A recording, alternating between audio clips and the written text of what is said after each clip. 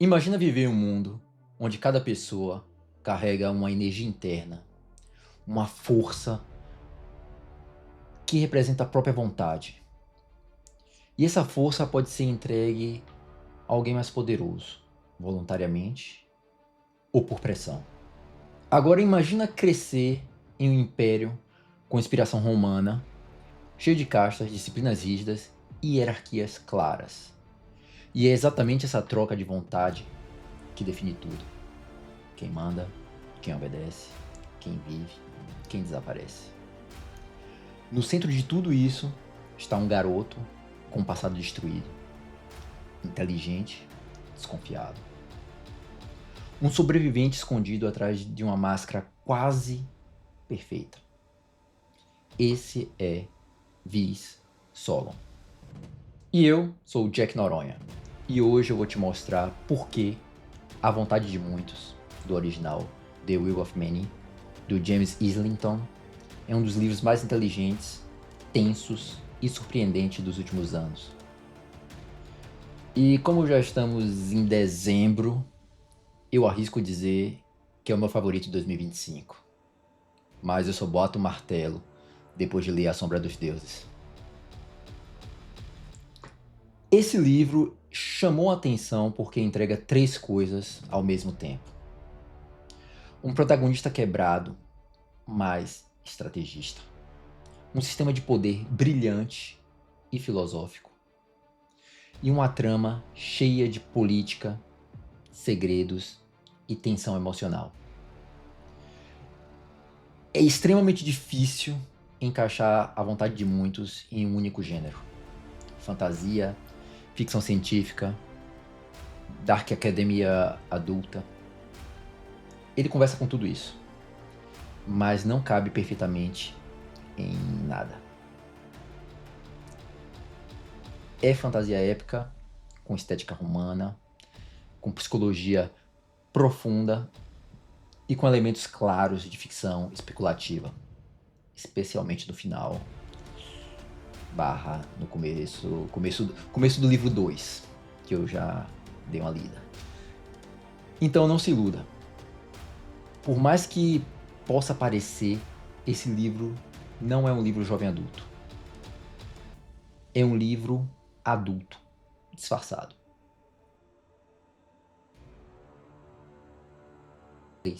Eu achei a capa do livro em inglês muito melhor do que a capa do livro em português. A capa do livro em português, ela não me remete exatamente o que eu espero desse livro. Me passa uma ideia mais de um livro de filosofia, talvez. Apesar de muita coisa de filosofia que tem dentro desse livro. Do que a capa do livro em inglês, que traz alguns elementos mais precisos de coisas que você visualiza dentro do próprio livro, como por exemplo o Transvect, lá, que é o trem voador deles, que tá na capa e tal. Vou botar a capa aqui para que vocês possam ver. Eu achei que a capa do livro em português não acertou, não é um livro que me chamaria pela capa. Fica a nota.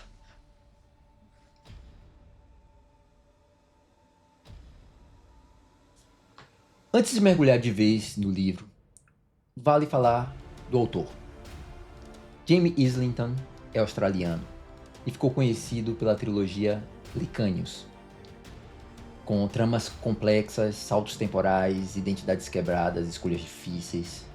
Ele gosta de trabalhar com moralidade cinza, com sistemas de poder, com personagens que carregam cicatrizes profundas. E A Vontade de Muitos, nome esquisito com o livro, né? Mas a gente acostuma. É um avanço claro na escrita dele. Ele está mais contido, mais maduro, menos épico explosivo e muito mais psicológico e político. Viz nasceu em uma família real, mas perdeu tudo de forma brutal. E você só descobre o tamanho disso aos poucos, mas sem infodump, sem pressa. Hoje, para sobreviver, ele vive entre seus algozes, fingindo ser menor, fingindo ser inofensivo. Mas ele carrega um propósito claro: não ceder à sua vontade. E para manter esse propósito, ele precisa tomar decisões difíceis o tempo inteiro. Em uma sequência de acontecimentos improváveis, acaba levando Viz para a academia, o centro onde o Império forma seus líderes, seus futuros líderes. Lá dentro, ele precisa mentir para respirar. E aos poucos, ele começa a se tornar algo que ele sempre odiou.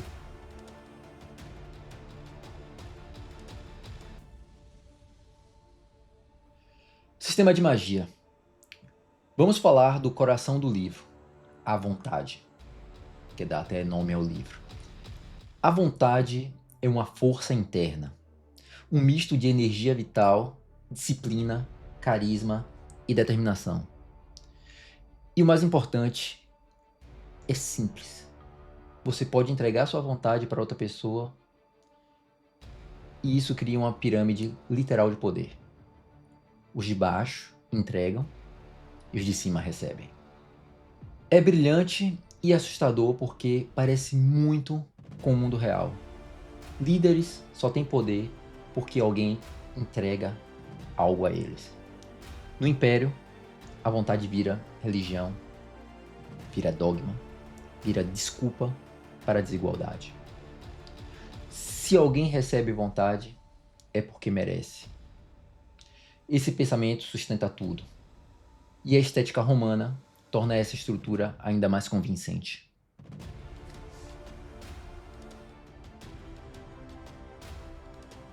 Temas. Esse é um livro profundamente temático. Primeiro, ele questiona o que significa ter poder. Quando esse poder vem da submissão dos outros. Segundo, o trauma de Viz não é um detalhe.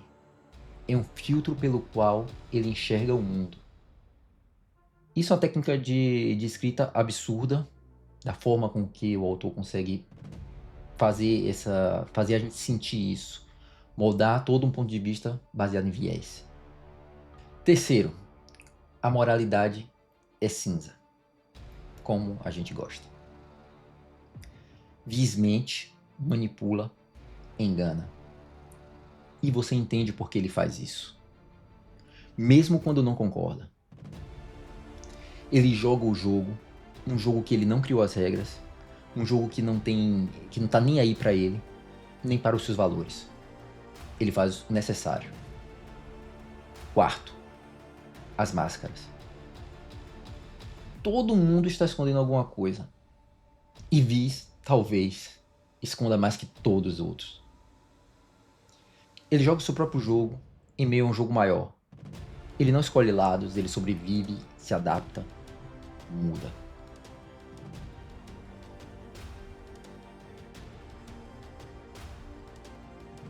Protagonista, Viz. Viz é fascinante porque pensa como alguém que já perdeu tudo.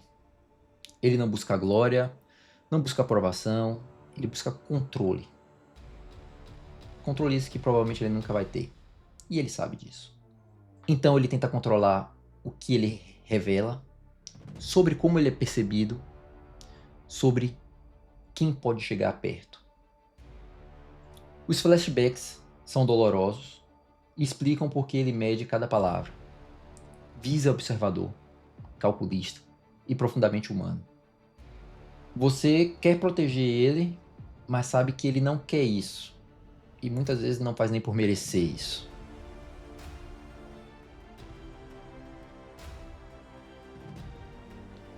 Academia.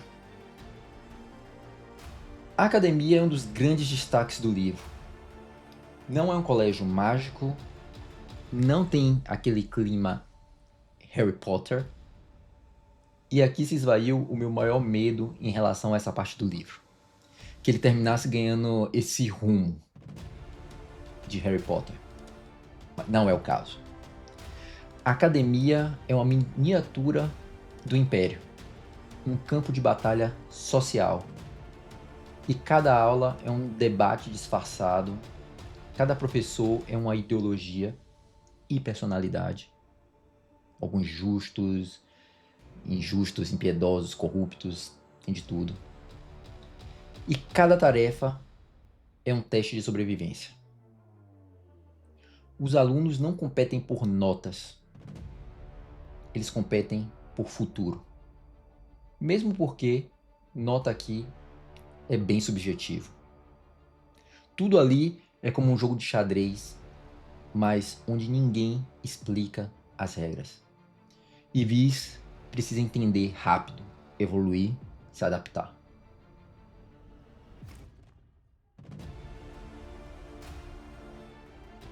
Personagens secundários. Existe um número importante de personagens secundários. Entretanto, eles são normalmente entregues de forma lenta e gradual, com exceção feita em alguns momentos, principalmente na academia. Então, temos tempo para digerir e visualizar cada um deles. Aprender um pouco sobre cada um deles também. Mas entre os mais importantes estão Emissa, e ela é importante não porque cura o Viz. Ela não cura nada. Ela vê, ela percebe o que ele tenta enterrar. O silêncio, as hesitações, os medos. E isso acaba se tornando perigoso para ele. Não porque ela é uma ameaça física, mas porque é uma ameaça emocional.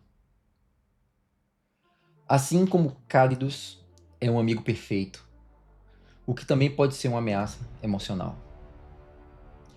E aqui eu não vou falar sobre os inimigos, desafetos ou ambíguos, porque senão a lista fica bem grande.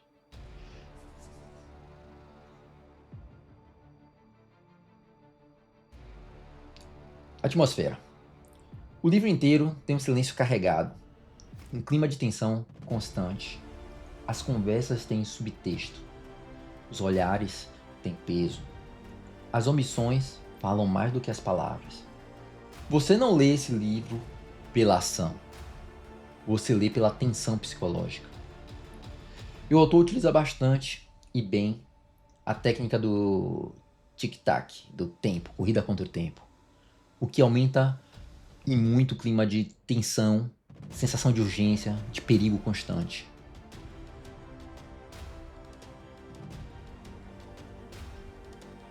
Política e religião. A política no Império não é jogada ao leitor, ela é descoberta aos poucos. A religião da vontade legitima o sistema. E a história imperial vira justificativa para a desigualdade. Somos poderosos porque merecemos, mas fortes juntos. Essa mentalidade molda tudo.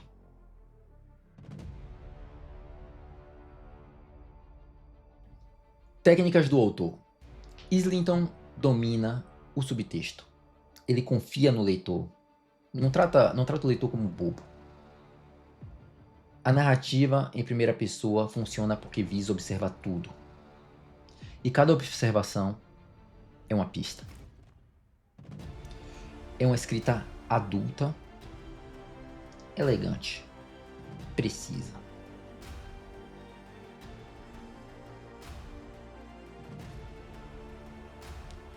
Comparação com Mistborn. É inevitável comparar A Vontade de Muitos com Mistborn, mas as histórias são muito diferentes.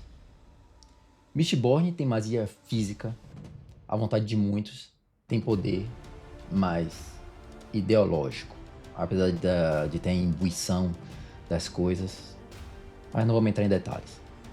Mistborn fala sobre libertação e aqui o assunto é opressão. Diferença sutil, mas existente. Vin, de Mistborn, aprende a confiar. Viz aprende a esconder melhor. Mistborn vibra e A Vontade de Muitos faz você pensar. As duas obras brilham, mas por motivos bem diferentes. Pontos fracos. Este definitivamente não é um livro de ação. Não espere batalhas enormes ou magia cinematográfica. Ele é mais cerebral, político, sutil. Se você entrar com essa expectativa, vai aproveitar muito mais.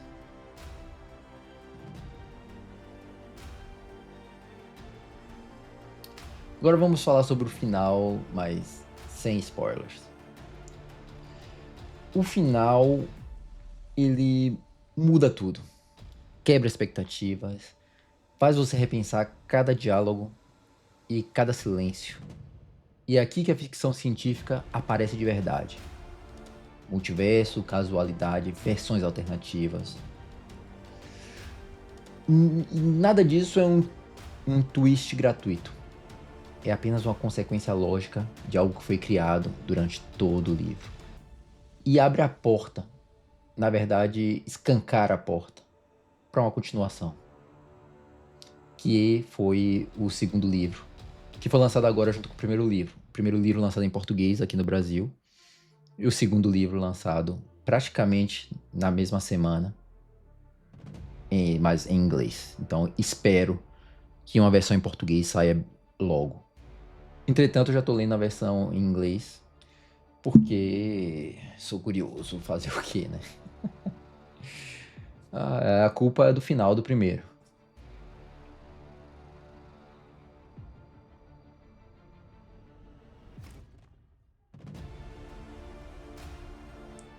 Veredito. A vontade de muitos é fantasia adulta com alma de ficção especulativa, com estética romana, com psicologia profunda. É para quem gosta de tensão psicológica, política, segredos e personagens quebrados. É lento, mas afiado, sutil, mas poderoso. E lembra que o verdadeiro poder é aquele que as pessoas entregam. Agora me diz aí, se a vontade existisse no nosso mundo, e de certa forma ela existe, você estaria acumulando a sua ou está entregando só para sobreviver? Me conta aí. Valeu.